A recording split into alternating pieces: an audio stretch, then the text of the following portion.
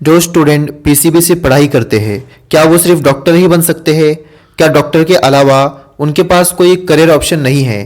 क्या उनके पास एमबीबीएस के अलावा कोई करियर ऑप्शन नहीं है? बहुत से स्टूडेंट ऐसा सोचते हैं। अगर वो डॉक्टर नहीं बन पाए तो आगे चलकर वो कुछ नहीं कर पाएंगे। ऐसा कुछ नहीं है, आप बहुत कुछ कर सकते हो। चलिए जानते हैं पीसीबी स्टूडेंट के पास कौन कौन से करियर ऑप्शन होते हैं। 10th क्लास पास करने के बाद स्टूडेंट के पास कई सारे ऑप्शन होते हैं। कोई आर्ट्स की तरफ जाता है तो कोई कॉमर्स की तरफ जाता है तो कोई साइंस की तरफ जाता है। और जो स्टूडेंट साइंस स्ट्रीम में जाते हैं उनके पास दो ऑप्शन होते हैं, दो सब्जेक्ट होते हैं। एक होता है मैथ और एक होता है बायो, यानी पीसीएम और पीसीबी। और बहुत सारे स्टूडेंट पीसीबी सब्जेक्ट को चुनते हैं और उनका यह सपना होता है वो नीट एग्ज़ाम में अच्छे से अच्छे मार्क्स लेकर एमबीबीएस कोर्स में एडमिशन ले। लेकिन यह सपना बहुत ही कम स्टूडेंट का पूरा हो पाता है, क्योंकि नीट एग्ज़ाम में कंपटीशन काफ़ी हाई होता है, जिस वजह से बहुत ही कम स्टूडेंट का सिलेक्शन एमबीबीएस कोर्स में हो पाता है।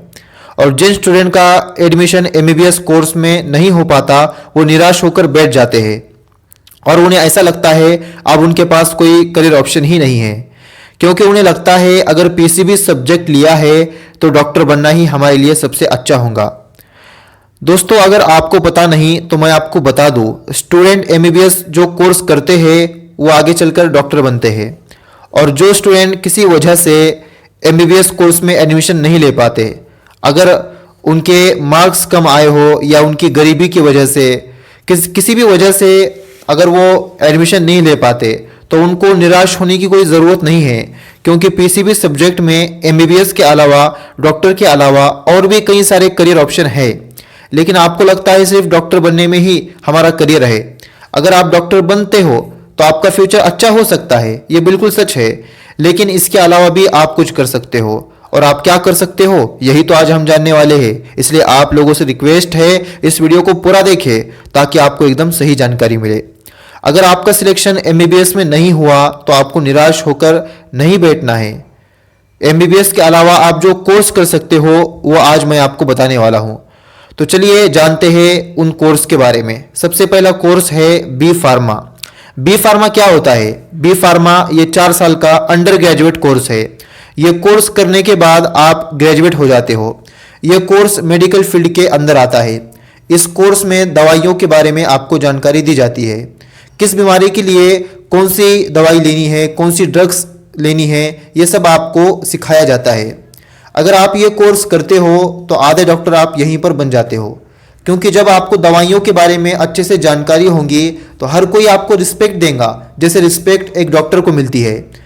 इस कोर्स को करने के बाद आप किसी सरकारी या प्राइवेट हॉस्पिटल में केमिस्ट के तौर पर काम कर सकते हो, जहां पर आपको सैलरी काफ़ी अच्छी मिलेंगी। और अगर आप यहां पर काम नहीं करना चाहते तो आप दवाइयों के मैन्युफैक्चरिंग कंपनी में काम कर सकते हो।